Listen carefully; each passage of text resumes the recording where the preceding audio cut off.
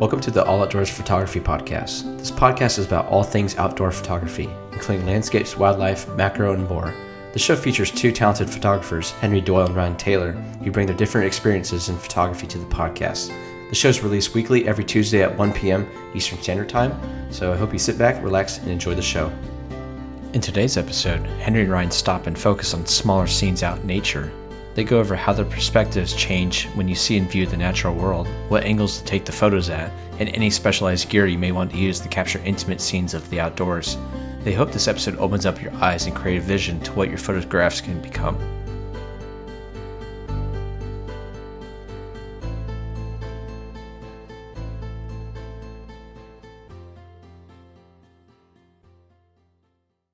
Photography podcasts, and today we're going into a landscape photography topic.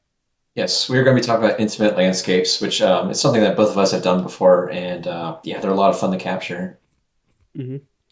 Yeah, I feel like when you start out in photography, like some of the stuff you do could maybe be classified as intimate landscapes, and then I think people tend to kind of find it again as they progress in their work. Yeah, a lot of people do. I think a couple of our guests we've had on the show, they say they favor like the wide angle, big grand landscapes, which is totally cool. It's a preference. But I've noticed that too, is like, especially with me, just how it's kind of like a bell curve of just how you want to do the big stuff. And then you kind of go back to the smaller scenes, I guess, in general too. Mm-hmm. For sure. And before we get more into this discussion here,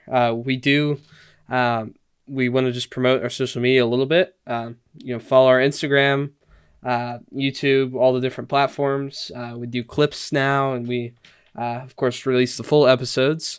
And we also have a Patreon, so with many different tiers, many different benefits, and it's a great service there. Yeah, definitely. Is there any updates or announcements you have? I've been pretty busy, just taking a lot of photos. I finally figured out my R5 autofocus stuff. I was having a little bit of trouble, but I figured out the right settings. So now I'm really truly seeing the true power of the autofocus. It's been great. I was shooting a heron last night, and it found the eye, even though the heron was backlit. It was just super cool. That's awesome. So yeah, I've been enjoying that. I've been doing a lot of editing. I've got a video coming out soon, I think. Another vlog video. I released one last week as well. And yeah, that's pretty much it. I just want it to be spring because I was just starting to really get into ducks, and then all the ponds froze. So yeah, I'm just kind of bored at the moment. I noticed that too. It's easier to kind of, in a way, to cite like ducks and waterfowl because they all clump together, in these smaller areas. But I do agree. It's like once everything froze over, it's like, man, it's got a lot more tough at the same time too. Mm-hmm. Yeah, it sucks because you can if you go there in the morning, I've gone a couple times to my spots just in case there were pockets of unfrozen ice.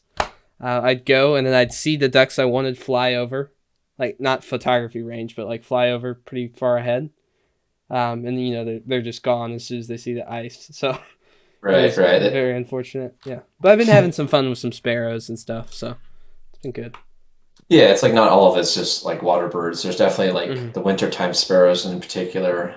Yep. Yeah, just other passerine birds, which is always great. Yeah. Last weekend I just laid in my yard and played with some light on sparrows. I got some really great images, probably my favorite sparrow images. So that was pretty fun. Awesome. Cool. Yeah. You said in your backyard? Mm-hmm. Awesome. Yep. Yeah. I need to do more. We have a feeder, and it tracks quite a bit in the winter, at least. Yeah. That's good. Yeah. Juncos maybe too. Oh, yeah. Yeah. I have trouble getting good Junco images, though. Yeah. They're a lot smaller, it seems like, than most. Mm-hmm. I don't know. And skittish, too. Yeah. A little more bouncy and skittish. They're almost like kinglet level of frenetic energy. Yep. Yeah. Just almost, though. Mm-hmm. Yeah, so what about you? Kind of the same. I mean, I'm a little bummed out when everything freezes over, just because the same reasons, basically. But I will say in January, I got about, I think, 52 unique species, which is for birds, which is awesome. I think the year before I got 34 in January. So I'm definitely feel like I'm more committed this year to making it something of a big year and chasing birds and really just trying to get that life list, bolstered up. Which I feel like our trip in May is definitely going to help. I'm I'm gonna get a lot more of. There's just so many of the warblers I still don't have a good view of or even photo at all. Mm-hmm. So that's definitely gonna make the life list just grow exponentially, I hope. Yep. But yeah, doing lots of pretty much bird photography exclusively. I did some like wintertime landscapes, about a week or so ago, incorporating some panoramas, right at, last light of the day. I've yet to edit those, but I think that could be something cool potentially. Mm-hmm. Panoramas are always a toss up if you don't level them right.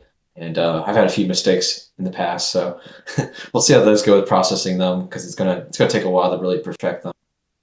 Yeah. But I mean, yeah. Besides that, I'm the same way. I'm ready for spring. I think next couple weeks we're both going to record a solo episode about spring, just in general as photographers outdoors, Mm-hmm. which is going to be really we're eager to record that. It's going to be a lot of fun. Yeah. So are you gonna, like, besides the biggest week up in Ohio, are you gonna also do some warbler stuff around you? Yeah. That's what I've done the past couple of years. Since I have not gone up to been planning to go to biggest week since 2020, but just never. Obviously, pandemic halted that, and then last year I just never really got the time off to really get there up Mm-hmm. there. And it Uh, also got canceled last year too, by the oh, way. did it? Okay. Yeah. Mm-hmm. I thought it was open. I couldn't remember if it was me the reason or if it was pandemics barring all that. Mm-hmm. Yeah, I mean most years I just stay local and just trying to find the warblers here or just any migratory birds. But I mean depending on that, I still in May. I mean May is a great time of year. So I mean like I'll probably do some local birding excursions here of course too. Awesome. Yeah. Is there anything you're like what's your main warbler? I'm just curious, real quick. Like, what's the Like main one? my chase bird. Mm-hmm. Probably Blackburnian if I'm being honest. Ooh, wow. Because I still have not. There's the local Clifton Gorge is like probably the best place I think in my county to really go see it. But Uh-huh. I've not seen one, and I'm just eager to see that fiery looking throat that they Yeah. have. I think one time last year, I think I swore off that I heard the call, but like my confidence and auditory ID is not very good, so like I just was like brushing it off as nothing else or something else that is. Awesome. But probably Blackburnian. But I'm happy with anything and getting Mm-hmm. photos of them at all. That's the goal. Yeah. I'm not gonna be picky. For me, it's Prothonotary, just because of the Ooh, amount of swamp that's around me. So. yeah. I mean, if you have any like gosh, words. If you have any like rivers around you or any like Oh bodies of yeah. water, just like go like hike any tree lines or anything like surrounding around those. And you're bound to see them. I've seen a few close-ups, and they're gorgeous, man. They're gorgeous. Mm-hmm. For sure. And I think they're I think they're the only cavity nesting warbler in Ohio or something like that, year round. And Yeah, then or I don't yearly. know of others that really cavity nests. So. Yeah, so they're a special one for us. But yeah, Yep. man, they're beautiful. Mm-hmm. And I've got a secret. Of course, I can't say, but I've got a secret wood duck spot too. I found last year. I'm gonna hit this year again, of course. So. That's awesome. Yeah, Mm-hmm. I was bummed that I went a few days ago. I have like a great horned owl spot that I stake out, and I go there like literally every like the end of January. It's guaranteed you're gonna see this owl. But like I tried going the other day, and it was like the boardwalk and everything was closed. And I was a bummer because it was a gorgeous golden hour sunset, like Uh. a little bit of snow on the ground. I mean, like, and no one else was there because it's closed. And I'm like, wait, what? Like, why is it? I guess for repairs or something. But and like, there's like this muddy loop trail that goes around this. It's a fen like type of wetland, and like just everything was closed. And I was like so bummed out. So I'm hoping I can go hopefully in the next month or two because the clock is ticking as they kind of like nest and everything Mm-hmm. and raise the owlings. Awesome. Yeah. But Well, good luck with that. thank you. You too. Yeah, it's good having this like secret spots. Oh Really yeah. nice. Yeah. Yep. I think it's funny how we talk about birds for like our updates, but now we're talking about landscapes for the Uh-huh. episode. Yeah. It's kind Well, of I think also this time of year it's hard to get intimate landscapes in general too. really. Well, when you don't have snow, like if it's just kind of Uh, plain. I will agree. Yep. Yeah, let's just get into it, shall we? Yeah. So first of all, we should probably define at least what we consider intimate landscapes. So you want to cover that? Yeah, so I actually looked up the definition of intimate, not to be all politically correct, but there's many different definitions because you could be like, I mean, relationships or just other other definitions, but the one I found like that best fit photography speaking, at least in a sense, is that it's marked by very close association, contact, or familiarity, which I feel like kind of answers it a little bit, where it's just like close association or contact, as in like you feel like you're almost like pulled into a scene, and in contrast to like a larger than life mountain range or like a big grandiose sunset, like you just feel like it's a much more like I describe intimate landscapes as like emotions of like calm, quiet, meditative. Like it just kind of has a much more calmer sense to it. Like if that makes sense. Like just the way you Hmm. almost like feel, I guess, like looking at the image or whatever it may be. But like intimate, just more feels more close to you in association or context. I don't know. I don't know how else to say it Hmm. really. How would you say it?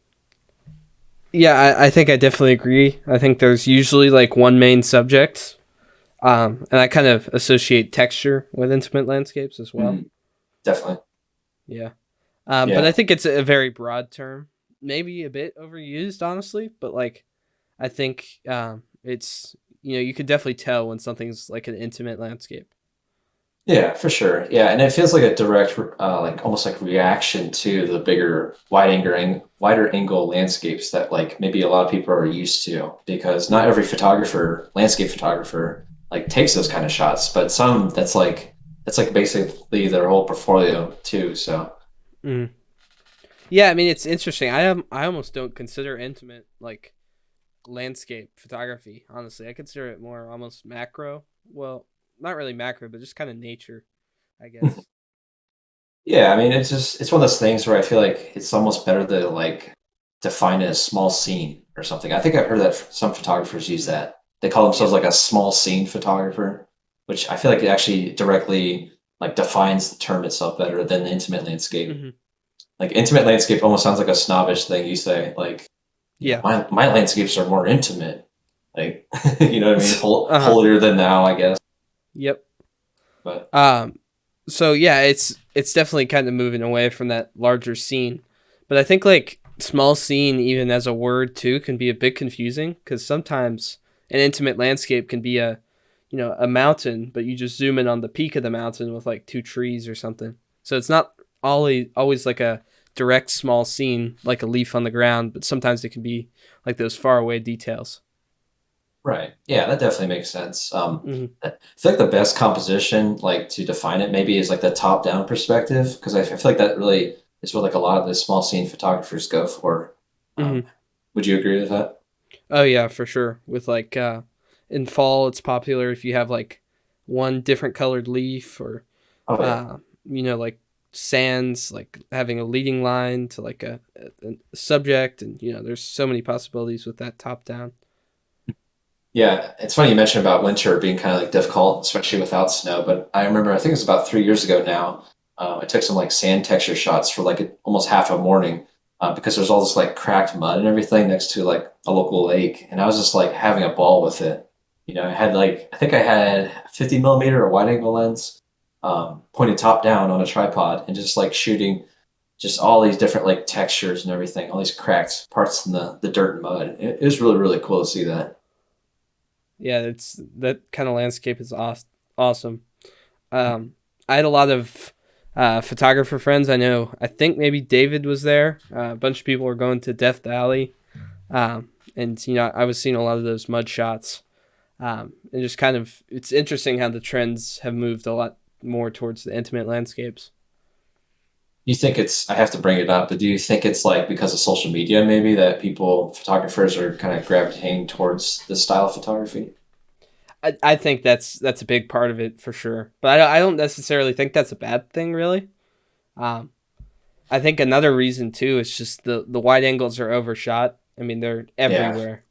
That's a big problem bird photographers are having too. Like the standard portrait is getting kind of bored as well because with digital, so many people have cameras and it's fairly easy to get these shots, and you have to get more creative now in pretty much all fields in nature photography to get the unique shots.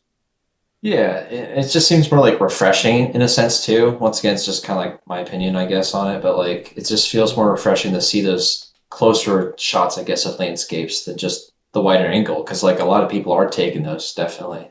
Hmm.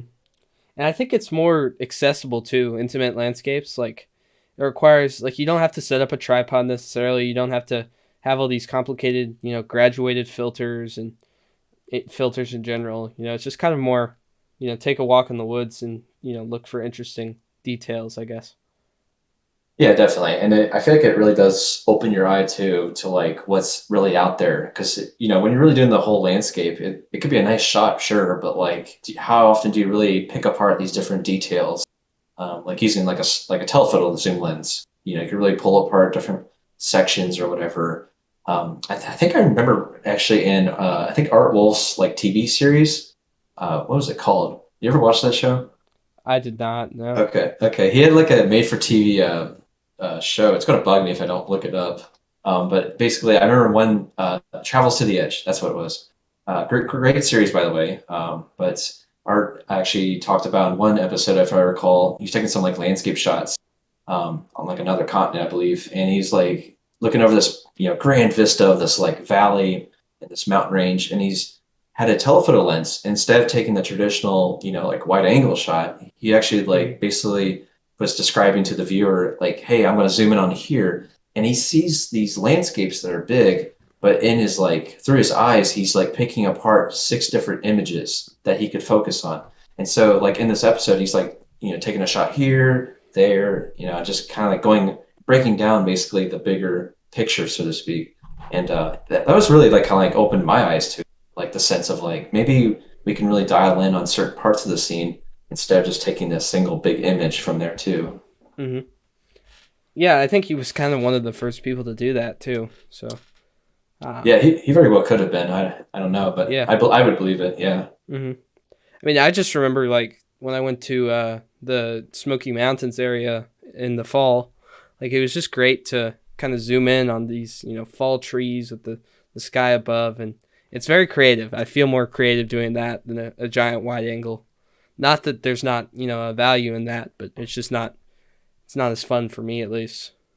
Yeah, I think it's important to drive that point home of like don't force like the setting or environment you're in to like just do intimate landscapes. Like some Hmm. days are, maybe a beautiful sunset and I'm like out in this prairie or something.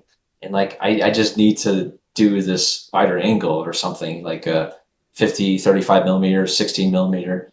Like just go ahead and take the shot. Like don't feel bad for doing that.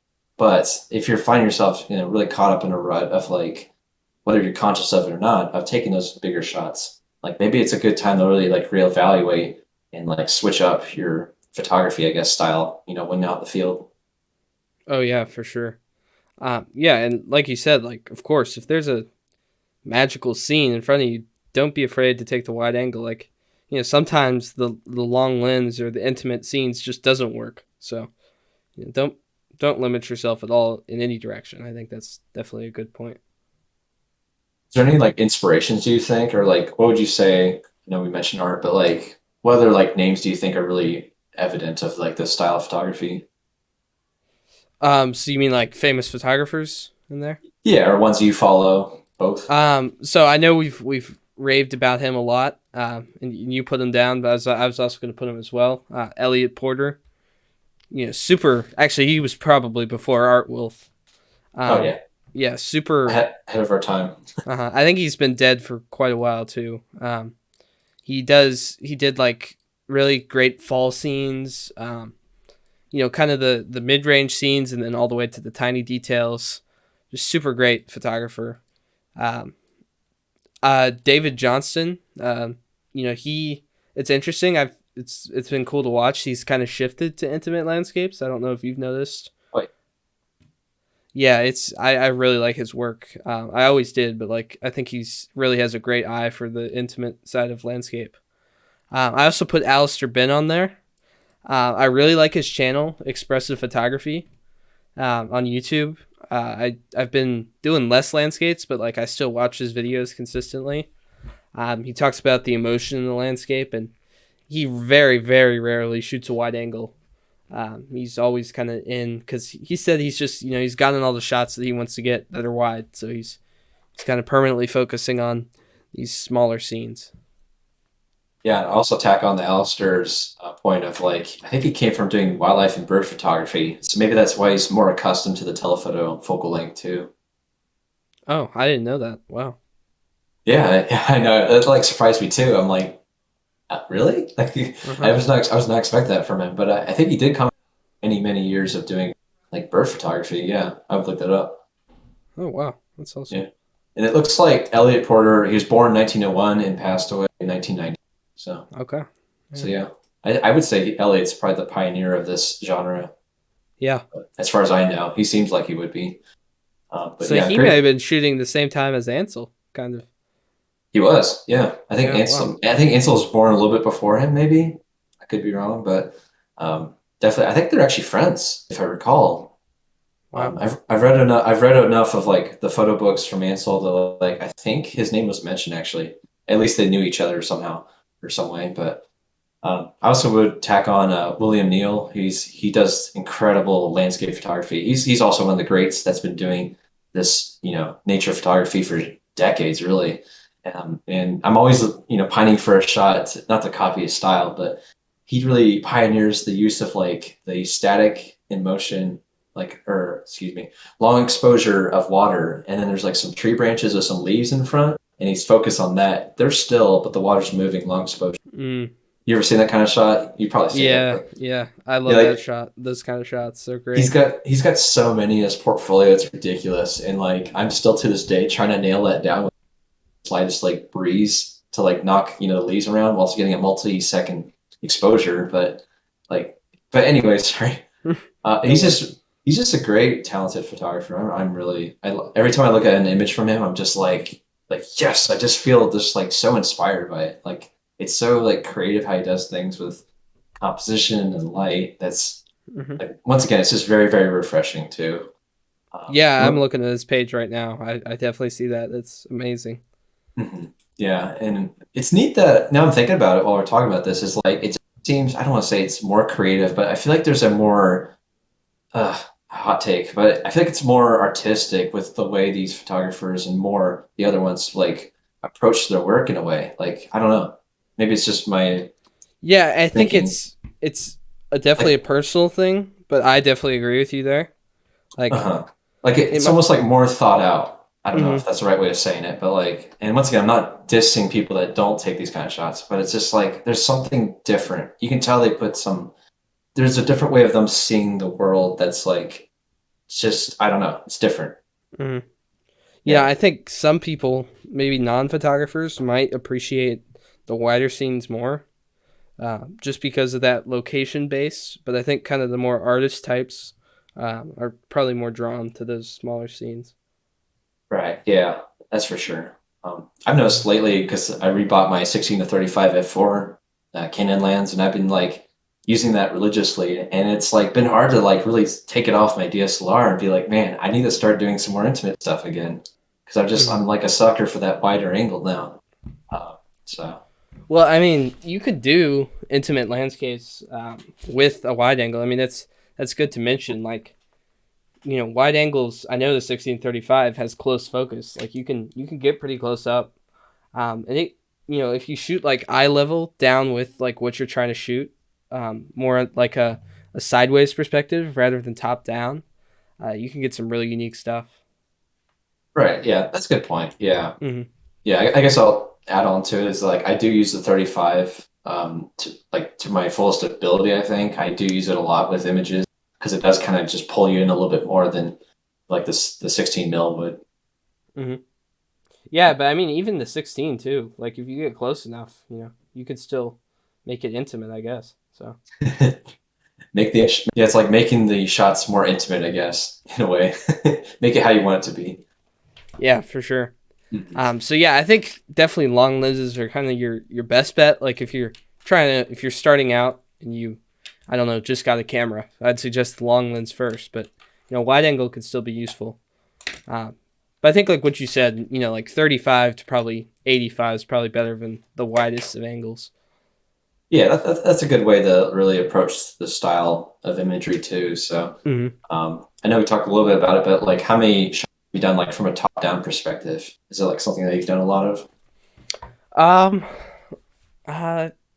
I don't think I've done a lot of like top down. My favorite one, and this will be in the slideshow. I took it. I want to post this. I'll probably post this again on my Instagram soon, just because of how much I like it. Um, you've been to this my grandparents' farm. There's that pond, if you remember. Um, Last year it froze in the winter, and I just walked around looking for ice textures, and I found this one like texture in the ice that looked like a tree, like with all the branches and everything. It was really cool. So I photographed that pretty much top down. Like I wasn't on the ice, but it was right on the shore, so I could shoot down on my tripod. That was a very good use of top down there, and definitely my favorite example. You know what's funny is I think I have a shot, an image in the slideshow too that's similar. It was a frozen pond at a local park, and it has like, does it kind of look like veins? Oh yeah, uh huh. Yeah, I have like the same shot, man. Awesome. I'll put it right next to each other in the slideshow. That'll be Okay, cool. to compare it, yeah. But it wasn't at your parents' place, your grandparents' place, but Okay, but it good. does have that. It does. Like, I was like, wait a second, that's not like the shot I was looking. Funny. Awesome. Yeah, Yeah, and with ice too in general. Like all my ice shots are pretty much top down. because it's fun, man. I mean, like when Uh-huh. you really get like that transparent look to them, and like, oh man, I like get like a cast of glow of like sunrise light on them. Like Mhm. if you zoom in a little bit, but even like real close, like a macro like perspective, it just like blows up these weird textures and Mhm. patterns, and like it's awesome what you can really do with this, man. Yeah, I mean, that's I talked about with you a bit before the show started. Like I'm getting an ice storm tomorrow. I'm super excited to do those top down shots. Other perspectives too, but that intimate landscape. I won't be able to go anywhere because of the ice, but since it's kind of small scene, I could just go in my backyard. It's not a big backyard, but we've got plenty of plants and stuff, so kind of look for those details with the ice. So Yeah, yeah. That's a great point too, is like you don't have to, and I've driven this point home. I think we've talked about in the episode too, or excuse me, on the podcast, but like maybe our backyards episode we had a while back. But like you don't need to go far to make these shots, which I feel like that's the beauty of it. Actually, I think recently David Johnson posted a video about how he's like at this like public park. There's like a busy road, like a state route right next to him, and he's like, there's like a few stands of trees, and he's photographing stuff on like the woodland floor, just like right there in the middle of all that, calamity and stuff. Like you don't need to go far, travel far away to make these kind of images too. yeah, for sure. Like it's very approachable. You can't just go in your backyard and like randomly snap pictures. Like it still takes thought, I think. Oh yeah, Um, definitely.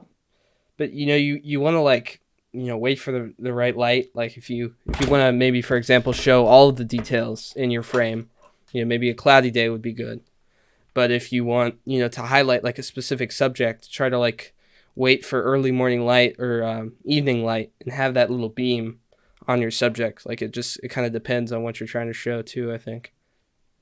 Yeah, that's a great point too. Is it does really almost like unlock your creativity, because I feel like it does get too easy sometimes to like take the big view in front of you and just capture it as one image, but it does get really chaotic. And if you're not really like using some forethought of like, leading lines or like some kind of compositional technique to make it much more appealing to look at as a viewer, then like it's not really that strong of an image probably either. But Hmm. but doing those more intimate scenes, it almost like I mentioned earlier, it's very kind of like calm and stuff, but like it really simplifies your compositions overall, or at least it can, and it makes you really, hunker down and focus on just one or two elements at most, in a particular frame. Oh yeah, for sure. It's I definitely agree with that. Like it's you just really have to kind of look at the scene too and just kind of evaluate. Yeah, just simplifying. I think that's really like the best way to describe it too. Hmm. Yeah. So kind of like when you're going out, maybe you're just doing landscape photography on a shoot. Do you look for the intimate landscape? Because if I'm being honest, I don't personally. I haven't like trained my eye to that yet. Yeah, I try to. I'm not gonna say I'm perfect about it. Like I definitely been a lot of shoots. I'm trying to call back recently. I've been doing more wildlife as we talked about in our beginning episode, but like yeah, whenever I do shoot landscapes, it depends on different variables, I guess, like the weather, the lighting, maybe just my, I guess, mood, we'll say, of like what I want to particularly shoot that day.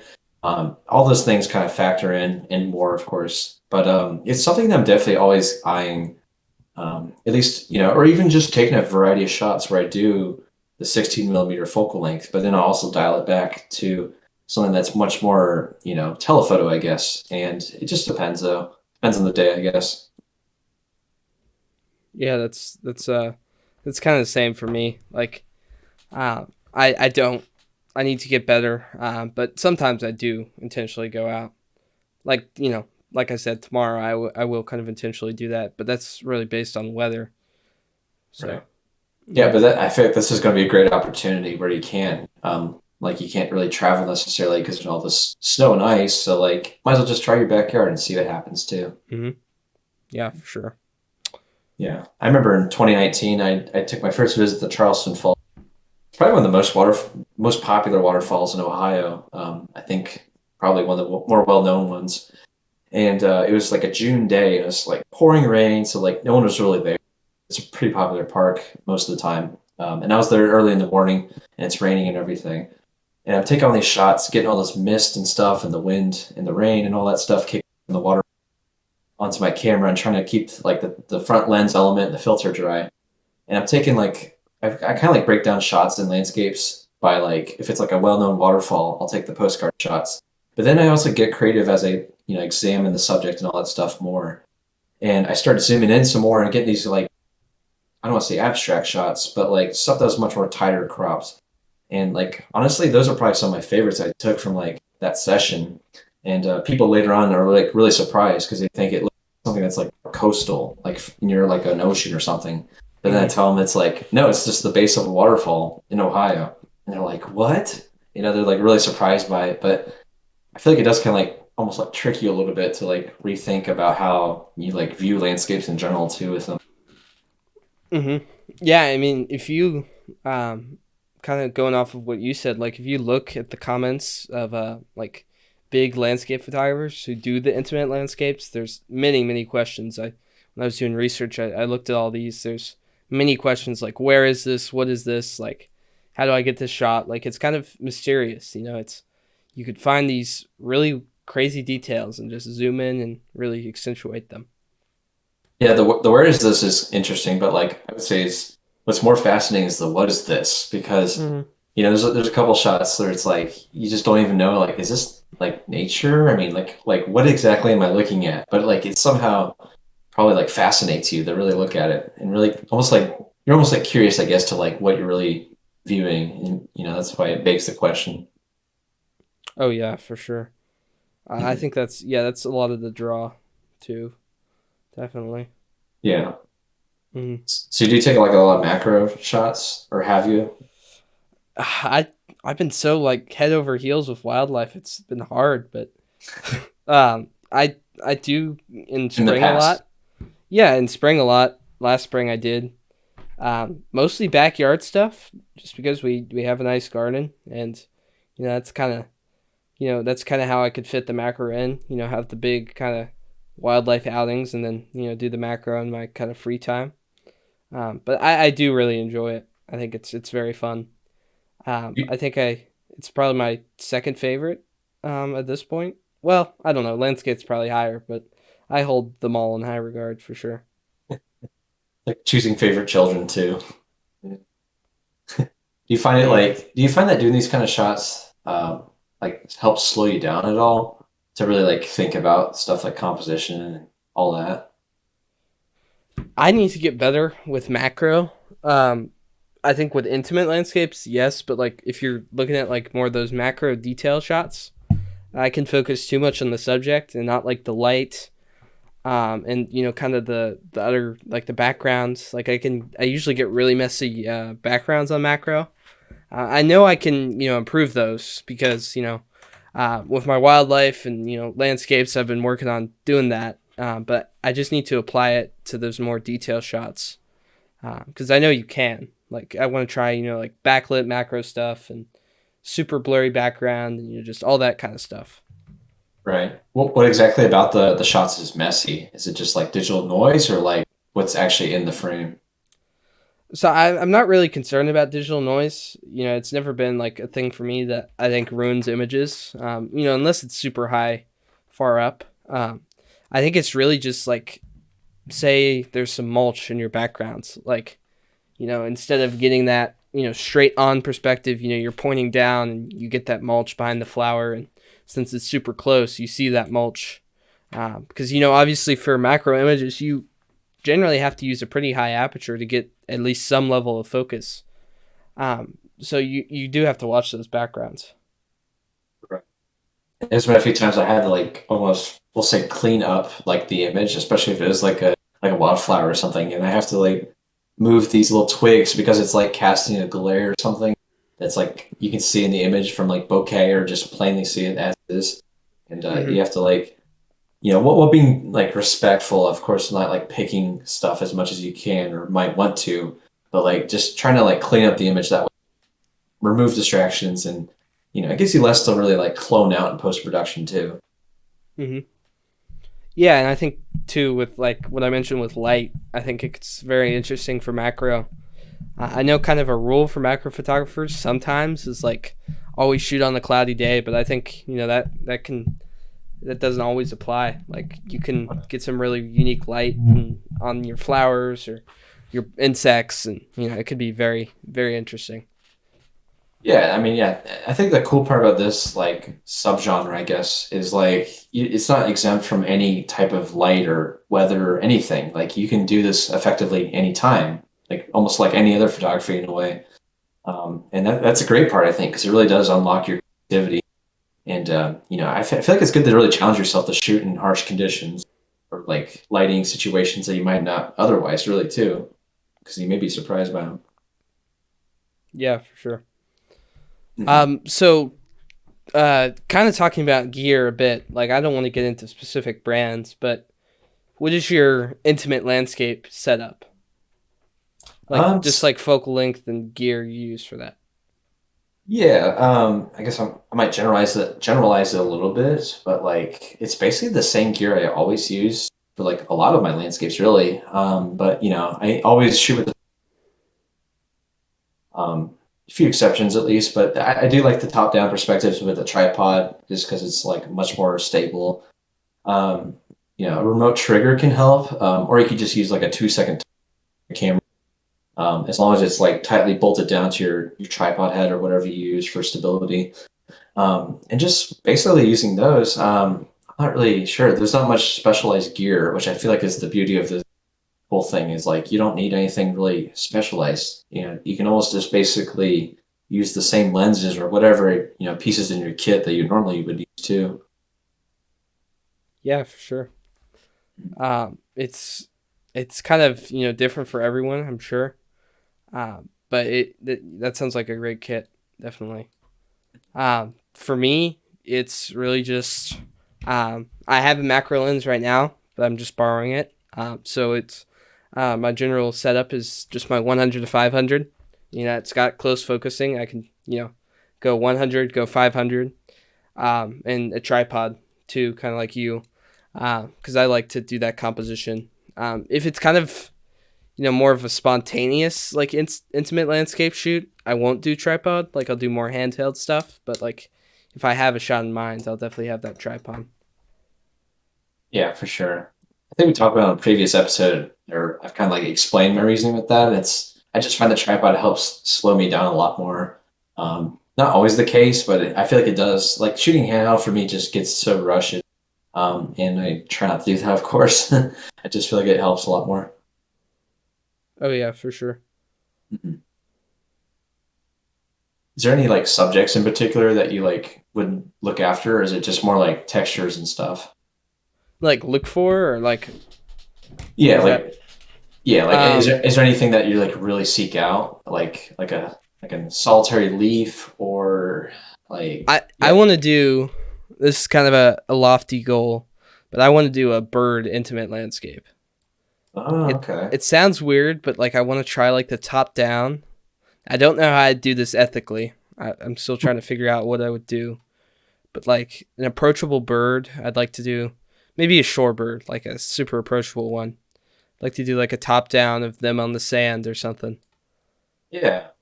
Yeah, ethically, of course. Like Mm. one of my thoughts was just using a drone and like top. Uh, Oh, no, I wouldn't do that. I'm just saying, quick little. Oh, oh you could yeah. just use a drone. And I was like, Uh, no, Ryan, don't do that. Like, that's terrible. uh-huh. Don't It's become an influencer on me. oh gosh, no, man. Uh-huh. I know I've been really hyping up. No, I would never do that. It's funny you say that because I have a big wall now in my new, like, I guess, office living house, office space, I guess, whatever. But like words. But I do have like some like shots of like people's photos and stuff. And it's a photography print. It's a little like 5x7, and it's a top down.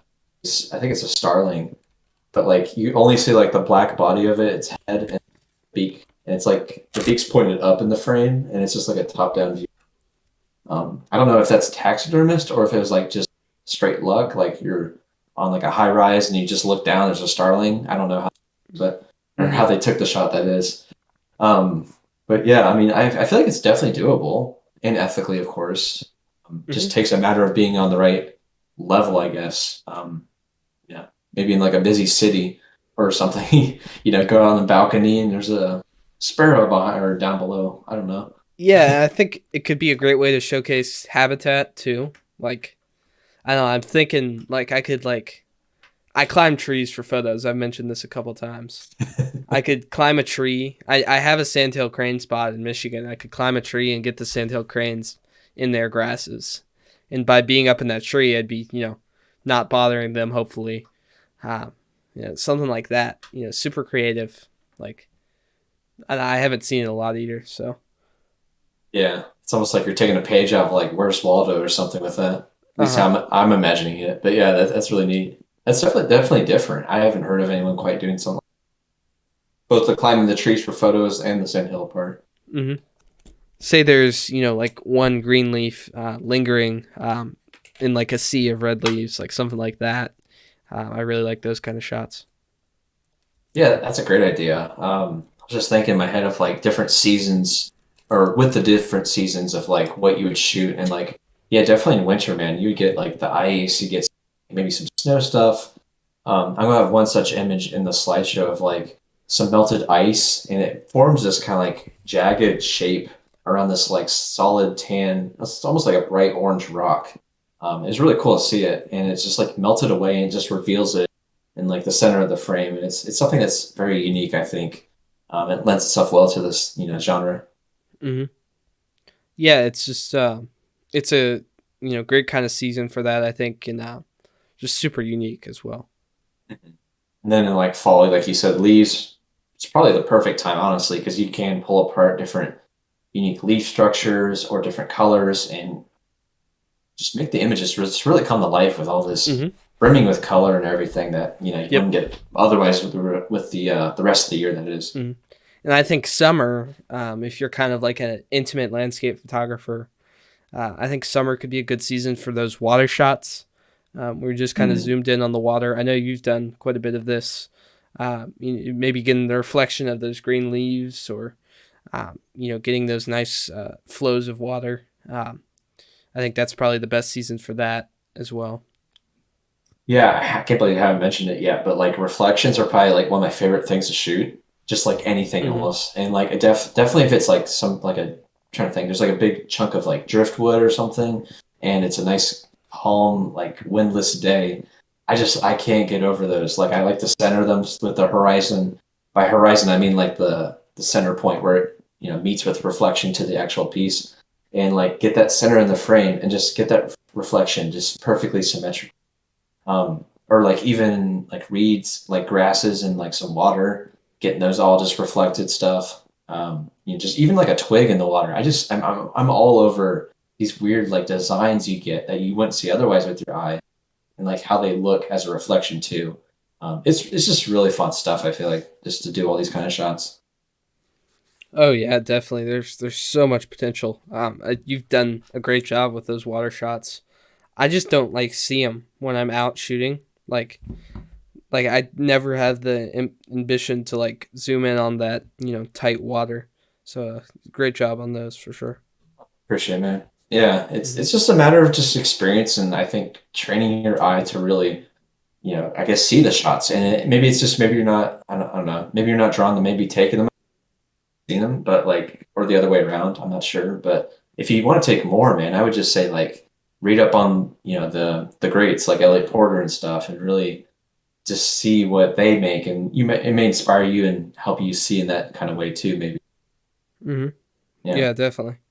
Mhm. Um, I think Ansel did a lot of that stuff too, like on the Merced River, in Yosemite. It's kind of his less liked shots, but I think there's a lot to learn from those for sure. Yeah, maybe not less liked, but like definitely less appreciated. Like Hmm. just 'cause I feel like people don't really, you think of Ansel Adams and you know, I don't know, Yellowstone, like the big mountains and stuff in black and white film. But like he did a lot of like ferns and stuff out in the forest floor, and like just all this kind of like lower canopy stuff in the woodland. And yeah, it's just stuff that's awesome to see, and it really shows. And it wasn't always just the big and grandiose. Like he definitely like the smaller and quieter stuff too. Oh yeah, definitely. Mhm. And it's worth mentioning too is like I feel like it's great to do some telephone. Like it does feel like a larger scene, but definitely are like cropping in to have like a much more abstracted shot. Like I've done quite a few of these where it's like just all these elongated tree trunks, and it just has this pattern and texture to it. But like if it's fall, you might get some like yellow and some green and maybe even some orange patterned in there. And it's just something that feels a little bit more different from your typical. Here's the wide angle shot. Like it just Hmm. feels more cropped in, where you just get jagged, or not jagged, these straight lines going up and down, of course. And there's just all Hmm. these leaves of color, and, just all over the image. Yeah, and when you have a wide angle, like that element might be in the scene, but it's just so small. Like Right. I don't think people realize how like even like 24 millimeters, like how wide that is. Like even with like a 500 millimeter lens, like you don't even get all the details. Like it's there's so many elements in nature, so you just gotta kind of isolate them, I think. Yeah, it's definitely worth mentioning. Like we did on like our focal length episode, is like the wider a lens is, the more it's going to provide that depth of like all around you. And it's going to show, of course, encompass more in the frame, but the telephoto perspective really pulls you in. It compresses the distance. So it's like the shot that you take at 16 millimeters and then switch lens, the camera that is, and putting on like a 70 to 200 and zooming in at 200, it's going to be a very different shot. It's going to be very drastic, of course. Hmm. But it really, I think, shows like an example of like, okay, this is how this plays on the landscape versus this kind of lens choice or focal length. And it's good to know that like the differences, I guess, between the two. It may be obvious, but like I feel like it's worth seeing, looking twice at the same scene and seeing that difference too.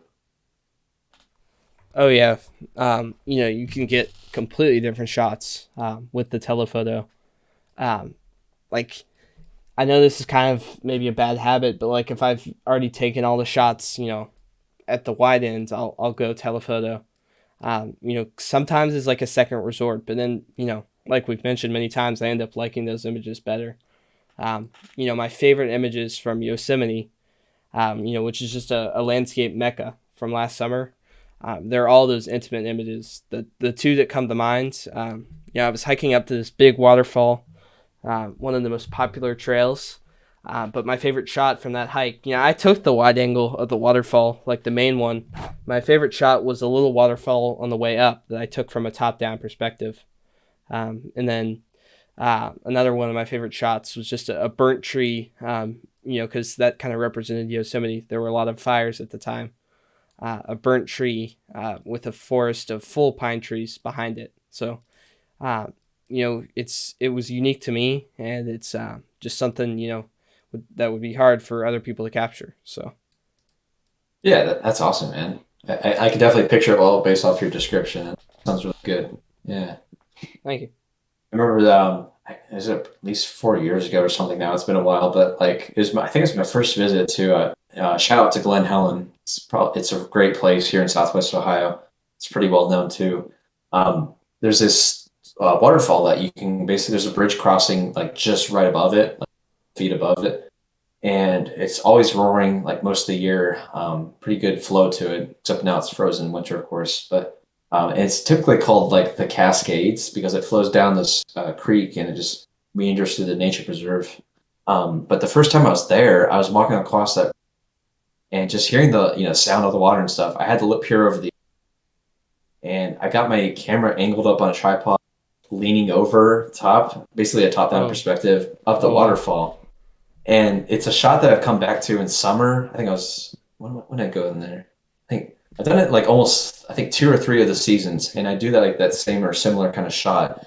And it's just such a refreshing shot because it's not. I've never quite seen anyone else take the same shot because you can go down on this lower trail and hike along this like almost like underneath this rock overhang, and you get a straight on shot of it, and that's the that like how many times can I say shot? That's the image that like it's the image that like everyone just the dead on like I'll call it the postcard shot because it's like just the typical view everyone sees, right? But like this top down view is just it just feels more like refreshing. I don't know, it just feels so much different, and that's what I like about those. And I recommend people to take them because they're just a lot of fun to take, I think, and it helps you think outside the box too. Oh yeah, definitely. And I think like somebody could go to that same waterfall and even do that top down perspective, but when you look at like an image, like if you're looking at your camera, the back screen, when you're that zoomed in, like even a slight tripod movement to the left or right, it's a completely different shot. So it's much harder to recreate. It's versus a wide angle. Like if you move your tripod a bit, it's relatively the same shot. But like the more zoomed in you are, those slight changes will make a big difference. Oh yeah, 100%. And like we mentioned earlier about like keeps the viewer guessing. I feel like a top down shot of a waterfall really does keep the viewer going like, all right, I see there's water flowing there. It's kind of like a long exposure, or there's some leaves around it, but like you kind of like get in their head for a moment and be like seeing with this. And I feel like challenging the viewers, like it's one of the main draws I have for photography. Like to feel like I'm succeeding is like how much can I challenge the viewer to see things in a different way. And I feel like that's just like one such example of like, most people are used to just an up down flow, and it's you're taking the shot of the the waterfall and that's it. It's all good. But it's almost like too easy in a way. So like, but if you're getting a shot of it top down and you're seeing this flow just kind of lurch out at you, fall down in the frame, it feels much more, I don't know, like immediate, dramatic, and it keeps the viewer, I think, hopefully at least, kind of like looking at it and sitting with the image more and being like, what, all right, I kind of get what's going on here, but like it's kind of weird at the same time. I don't know how to feel about it, but they might like it more even, Yeah. It just depends. Yeah, that's a great point for sure. Mm-hmm. Yeah, so I guess the main takeaway, or I'll ask this question, is like, maybe why do you think a landscape or outdoor photographer should take these kind of So I think it's refreshing. Like if you're tired of, the typical wide angle landscape photography, I think it's very powerful. Maybe it's your second trip to like a location, like a great landscape spot. Try that intimate landscape, or even do it on your first time. But, especially on the second time, once you felt like you've gotten those perfect wide angle shots, kind of the documentary, like, I was here, shots, you can focus on those more creative scenes. And, this happens, all the time with, like I mentioned, other types of photography too, bird photography, macro. So, why not do it with landscape as well? Yeah, that's a great way to answer it. What about you? I mean, I'd say in the age of like social media, people's phones, that typically there's going to be a wider angle, and like it's almost become too easy, or at least more of like a tired trope of like how people view the world in a sense in outdoors. And so like anyone can go up to a breathtaking scene. Gosh, I sound full of myself, but like anyone can go up to a scene and just like take an image with their phone, and it's probably gonna look similar to a wider angle, say. But if you're taking like this isolated leaf on the woodland floor and you're like experimenting with like rule of thirds and focus stacking and like just the subject placement and even though maybe like the time of day and the light, it's all going to look very unique, but at the same time, it's like, oh, that image can almost in theory be taken anywhere. It could be from, you could be like the most popular national park, or it could be in your backyard. And I just feel like the universal like grasp and feel of it is like really like the main draw, I would say. And I feel like that's the best reason I could explain explanation of like why people should take these images. It's just like they feel much more open to like interpretation, I guess. Hmm. Yeah, I like that line, open to interpretation. Like everybody gets something different out of it. I'm sure, with a wide angle, like say it's of Niagara Falls or something, everybody's like, oh, that's Niagara Falls. But if you take your telephoto and get those details of Niagara Falls, it kind of relates to everyone. If you like, me for example, like I could see a shot of the waterfall close up and I'd be like, oh, that reminds me of my waterfall here at home. It can kind of relate to everyone, but in their own unique way. Yeah, exactly. You're not taking, let's say, a shot of just Niagara Falls as a whole, but zooming into jagged rock, some mist, going around it, and it's just something different. And I feel like it's more unique that way too. Oh yeah, definitely. Hmm. Yeah, I think that's a great place to wrap it up there. I think this has been a great episode. We've kind of like really dove in here. It makes you want to do a lot more intimate landscapes. That's for sure. That's awesome, man. Yeah, me too. So, and I hope all our listeners do the same as well. And we'd love to see your shots too. So, feel free to tag us and share us with all of those too. And let us know too, like if you want us to have any intimate landscape photographers on. I think we should definitely, maybe even have David on again. Maybe talk about intimate landscapes. Maybe try to get Alistair Ben, some of those guys, because I think that could be really interesting. So. Yeah, or even if you're do this such photography or anything, really. I mean, if you want to be a guest, just message us, DM us, let us know. Yep. Mm-hmm.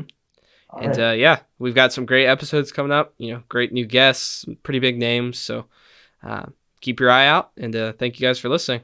Yep. Thank you so much, everyone.